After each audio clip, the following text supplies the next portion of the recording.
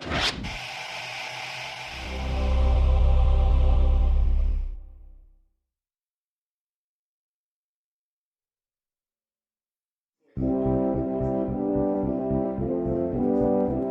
the past few years, Ricky Gervais, Stephen Merchant, and Karl Pilkington have been meeting regularly for a series of pointless conversations. This is one of them. Testing. Is that all right? Hello and welcome to the Ricky Gervais Show with me, Ricky Gervais, Stephen Merchant. Hello. And the little round-headed buffoon that is Karl Pilkington. All right.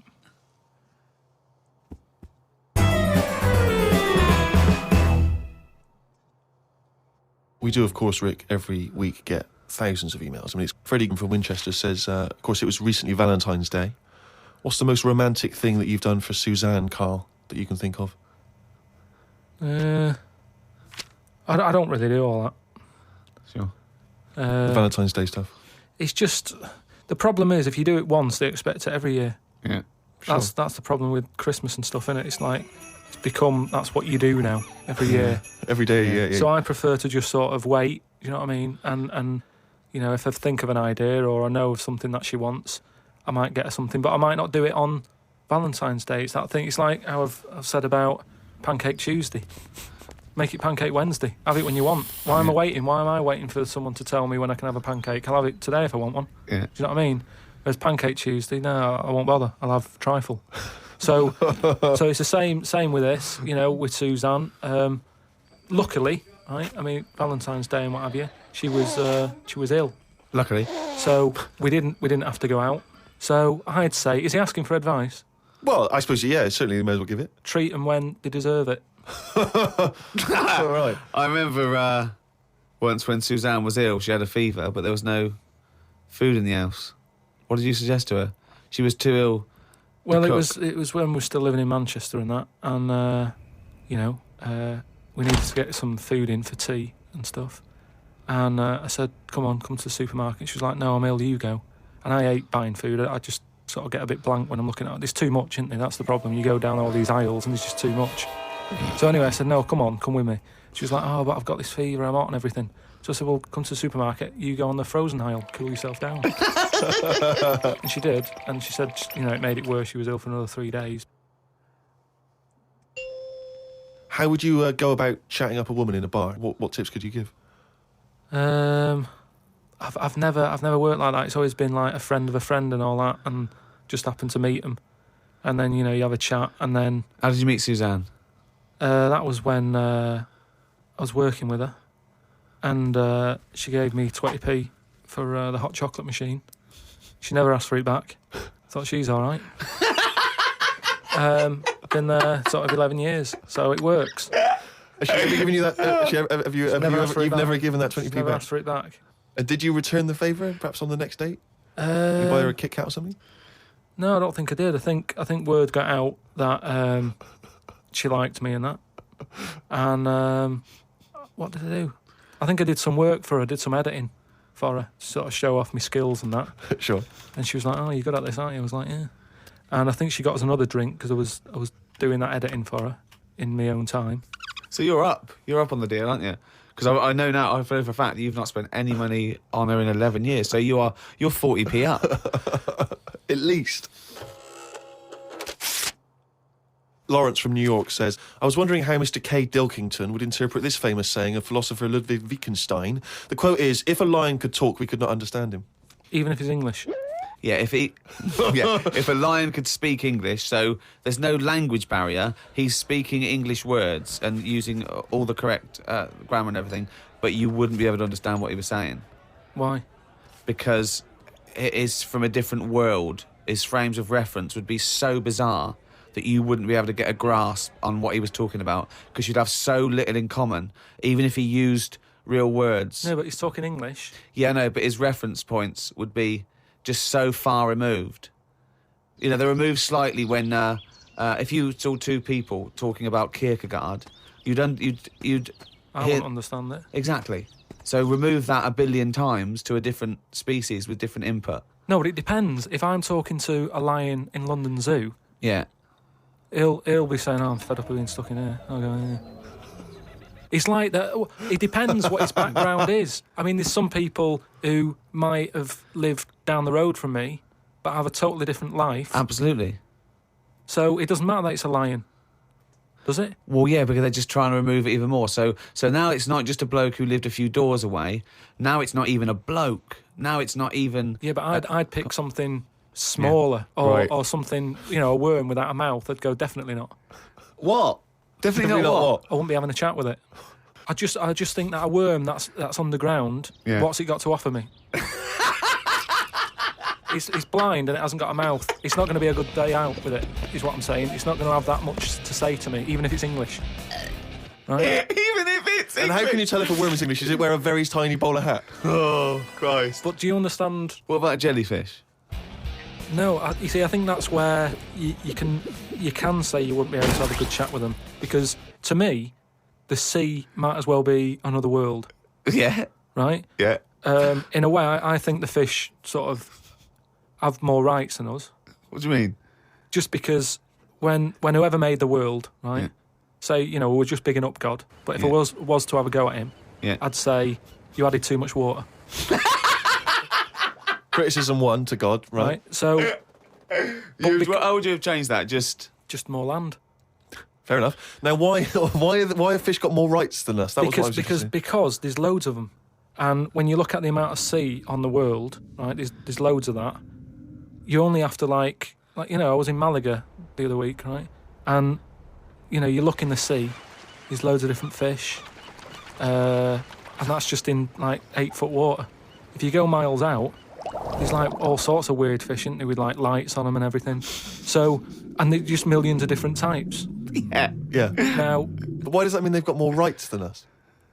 Just because I think, rights come in numbers, don't they? If you know what I mean. Like, if there's one of you shouting, people go, oh, he's an idiot, shut up, whatever. If there's loads of you shouting, they go, oh, best listen to him, see what they've got to say.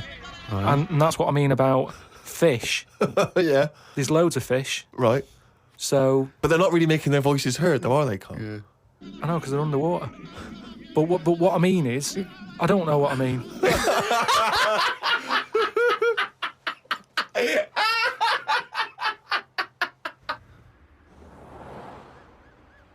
Carl, right? What do you think it's like being a crab? If you could go now, your mind, into a crab, what would you see? Where would you be? What would you be doing? What would you be thinking? What do you think of all the other things the crabs you'd see, the squids you'd see? What's it like, do you think? I want you to... It's like creative writing. Just think. Just let yourself go. Come on. It's got to be a crab. What do you think of a slug? What do you think to be a slug? What would you do if you were transported now into a slug? What would you do? And Suzanne, you're suddenly in the kitchen, but you're a slug, and Suzanne's sort of like there, just making tea and that. How do you let her know it's you? It's impossible. I'd just chuck myself into the salt pot or something. No, because what do you do? I'd hate that. That would be horrible, that. Oh, God. Have you ever read Franz Kafka's Metamorphosis? In which a so. man wakes up and he's turned into a giant beetle? And that's the whole story. I think it might be of interest to you. So what happened to him with the beetle? Well, I don't want to ruin it for you in case you read it. I won't be reading it, don't worry. He joined a pop group with 3 other people. He was brilliant. No, it's a really wonderful book. It's a kind of almost heartbreaking because, of course, he does, like Ricky's saying, he finds it very hard then to relate to other people, even though he still has the consciousness of a human. His parents, his rest of his family, they don't know how to deal with him, because he's a giant beetle. He becomes a freak, he becomes an outsider. It's terrible, But hang on, though. Is he a giant beetle? Or is he... Well, yeah, that's not going to go down well, is it? That, of course, people aren't going to like you.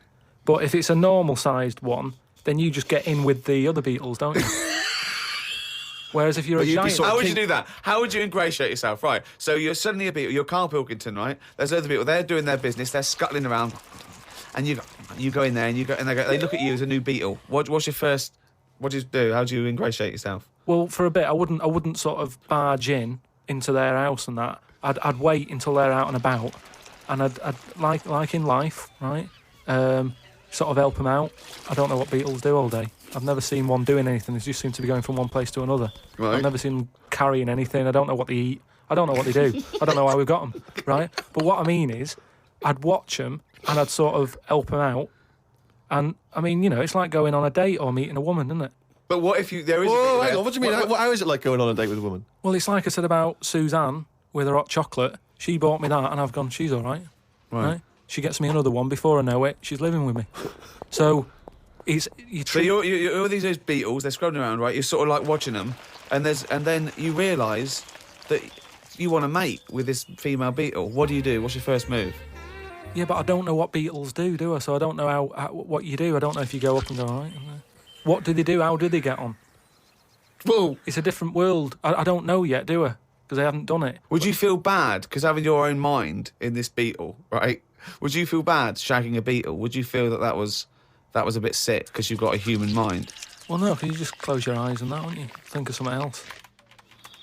So get round it that way. There's no point getting down about it because I'm stuck now as a beetle. So you've got to get on with it. But if you're a slug, you said you'd throw yourself in the salt pot. What would you do if you were a beetle if you got depressed? And you see all the other humans. No, you see your mates, right? They're listening to the iPod. What would you do? But no, that's what I'm saying. No, beetles are different because they do tend to hang about with each other. A slug's always on its own. It's a lonely insect, isn't it? It's not an insect. All right, what is it? A mollusk. Right, they're lonely. I've never seen a load of snails all together or slugs wandering about, whereas beetles seem to knock about in crowds. Yeah. So, oh God. Okay, all right, another one. So they're sociable creatures, and it wouldn't bother you that you've got the mind of Karl Pilkington in there? Because you can't communicate with these people, What if because they you're- don't speak English. They don't have any communication with you. Yeah, but if it's happened to me, there'll be another one in there. Okay then. Right. Okay. What would you do? Right. That's the most disgusting thing. What could it be? Right. What would you do? Right. If you were suddenly a fly, right, and you were knocking around with the flies, right, and you had to land on some, Excrement? yeah. What would you do? Yeah, but I don't have to. What do you mean? You're a fly. You're Yeah, but loving I wouldn't. No, I wouldn't be loving it, though, would I? it. Why? Because I'm me in that fly's head. So I don't think other flies would be going, come on, join in. I'd just be like, no, I'll wait here, wait, watch and that. Because I don't see why they have to do that. What would you do, right, if you had to go back and you were in a, you had to go and put your mind in like an unhatched egg of something, like maybe one of those, that a wasp was injected in a spider. So you know you're in an egg, right, which is really uncomfortable, in a spider.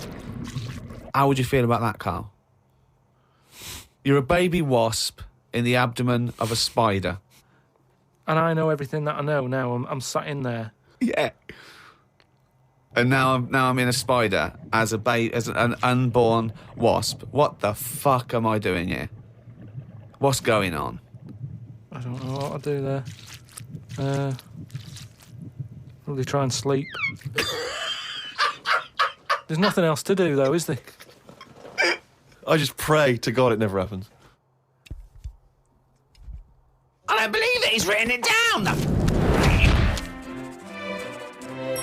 Well, that's the jingle that signals it's time for more extracts from Karl's diary, and we'll lunge straight into it. Wandered down Carnaby Street. There was a happy homeless fella. I gave him £1.50. I thought of a tongue twister after giving him the money. It goes, if you can't treat a cheerful tramp, what sort of tramp can you treat? It's good, that. All Say right. it fast. If you can't treat a cheerful tramp, what sort of tramp can you treat? Good, isn't it? Good, that, yeah. You've got too much time on your hands, Karl. Learned some famous quotes to see if they are as good as my sayings. Number 1, treat every day as if it's your last. Very famous saying. Now, is that something you do, Karl? But you know, my problem with that one is that if it was your last, you wouldn't want to be doing much. That's the only problem I've got with that. I wouldn't want to, go to a fairground or whatever because you're going to know it's my last day. What am I going to do? And I think you'd spend so much time worrying about what you're going to do that you'd end up staying in. I think you're right. You've taken some of the poetry out of it. I think it means live life to the fullest, right? I like the fact that you were musing on the idea that if it was your last day, you'd go to the fair. It's getting such a 19th century way of spending your final day. I know, yeah. Well, the thing is, the other thing is that the only thing that people get depressed about in terms of sort of like, life and death is not the knowledge that they're gonna die, but more the knowledge that they know they're gonna die when they're dying. If someone told you, no one ever knows when they're gonna die, no one ever gets an illness, no one ever gets hit by a truck, everyone passes away peacefully in their sleep, dreaming they're riding a big marshmallow, right? Then you wouldn't care about anything. It wouldn't matter when. It wouldn't matter if you died tomorrow or in 30 years' time. You'd just live life to the full. You'd have it every day would be great. You'd go out, you'd come back, you'd fall asleep. That would be amazing.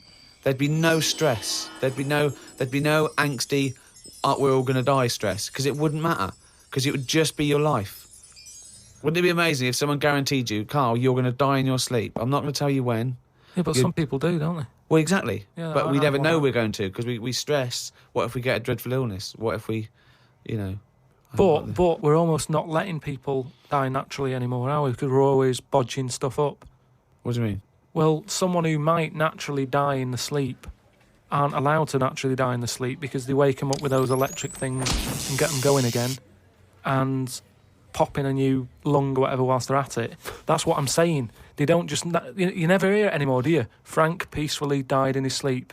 No, he died on the operating table whilst we were putting in a new lung. They don't die naturally anymore. Frank died peacefully with 40,000 volts going through them and a couple of people going, clear, clear. Rushing about today. Got to get a lot done as I'm flying to Malaga tomorrow to see my mum and dad. Don't like flying. I'd be happy if they give you a parachute instead of a life jacket. They say Da Vinci invented the parachute as well as the helicopter. He never got round to making them, though, because he only drew them on some paper. Got up at 5 a.m. as I had to get to Heathrow to get on the plane to see mum and dad in Malaga. Went out for a drink with a cousin who lives in Spain. Ain't seen her for 27 years. Oh, that must have been tricky, making conversation. I didn't really bother. Because where do you start? I might as well go up to anyone in the street and start having a chat. Yeah, you have to go further back than... did you want Chantal to win Big Brother? Yeah. Me dad and me talked about history. I said we shouldn't go on about things that happened ages ago because I bet something similar has happened more recently. Brilliant. Read about an island in the Indian Ocean where there are tribesmen still living like they're cavemen. A helicopter tried to land and the tribesmen chucked spears at them. This is what I meant about not having to talk about things that happened ages ago. We have got new cavemen now, so why do we talk about the old ones? People could have lived before, but computers and all that blew up and books got burnt, so all they had left was what these tribesmen have got left. Ramblings And that's the ramblings madman. of a maniac. That That's just a few hours before you go crazy with a gun in the... No, but what I mean there is, right, say if all this has happened before, something happens, Again, a lot of your information from the Planet of the Apes. world ends, right, we come back again somehow. Yeah. It's the detail you leave out that makes you intriguing. Just like the watch that you can wear that tells you when you're going to die. How does it work? Pop it on your wrist. That's all the detail you need. So the world happened, No. we came back, Have you seen the pictures? Forget it then if you don't get it. It's interesting that you had all those profound thoughts about this period into the past when they all lived, but you've still found it appropriate to include at the end of that. It says the tribesmen wave their knobs about when they've had enough of having visitors. That's what it said in the paper. That's what happens. They're quite happy. What paper is this that you're reading? It was in like a paper a couple of days ago. It said they don't mind having visitors if they're bringing them coconuts and stuff that they can eat. Once they've got everything they need, they start waving the tackle about, and that means like, right, leave now, which you would, wouldn't you? Yeah, at a dinner party. My grandfather used to do that.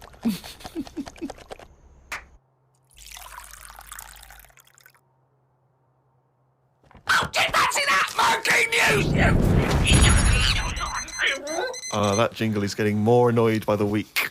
Well, this is the final monkey news, right? I'm not doing this anymore, right? Because we've covered it all. All the monkey news has been covered? It has. We've done loads of them. I think all the news that needs to be sort of known has been told, right? That is the end of the news. Jesus Christ. What? Get on with it.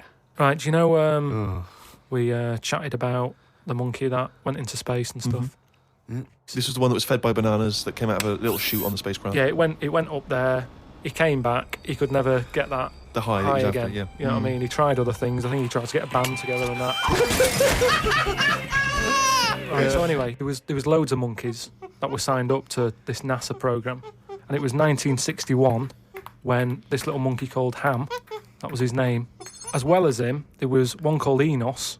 So anyway, what I found out about it since then, Ham went up there, did the left-right business with the bananas. Enos, they didn't put as much work into the trip when he went up there, and something went wrong with the machinery. And do you know how you get a banana for the left button and all that? It's official now. There's 2 buttons in this spaceship.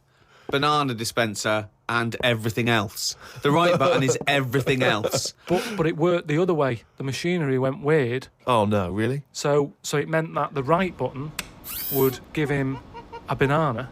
Right. The left button did everything else. Oh, no. How does So that, how what- does so that what happen, had been though? taught- What? Oh, This is the problem with electronics, isn't it? well, no, I don't think No, that's... apparently this is the problem. But the good I mean, honestly, look it up if you want. This is all online, by the So way. what happened when it all went haywire? What occurred? Luckily, Carl, this is online and it's bollocks. luckily, Enos, because he'd done a few trips, Right, so he was like, experienced. well, I know this isn't right. As much as I love bananas, this isn't right. That was his thinking, of course it was. So anyway, so he came back. They were all like over the moon with him. He you said, know, I going, can't work with these conditions. good mission and everything. Well done on working it out. He sorted all that out. It moved on a few years. Armstrong's gone up there. Buzz and that other fella, they've been up there. The monkeys aren't needed anymore. But they were like, we've got all these monkeys who have done NASA training. What are we going to do with them all? And they had to raise £14 million to make them like an old sort of chimp home for retired Astronauts. Retired NASA-trained monkeys. Chimpanauts. chimpanauts. Something they've got in there is like a little museum, right, of all the missions and that they've been on, so they can sort of, even though they're not going to be going into space again, they can almost relive it and reminisce of the times that they've had. And They're reminiscing with each other, are they? just sort of going, Chatting oh, about the remember old that time when it all went wrong, the button became the left when it should have Yeah. been the right and all the rest of Yeah. it. They just, sort Talking of about old times, talking yeah. about old times and what have you, like old people like to do. Sure. And yeah, that's it. So if you want, Perhaps we should retire Monkey News to that same place. that's what I mean. So, I hope you've enjoyed the monkey news and that. That was the last one. Look after the monkeys. Do your bit, because they've done their bit. That's it, yeah.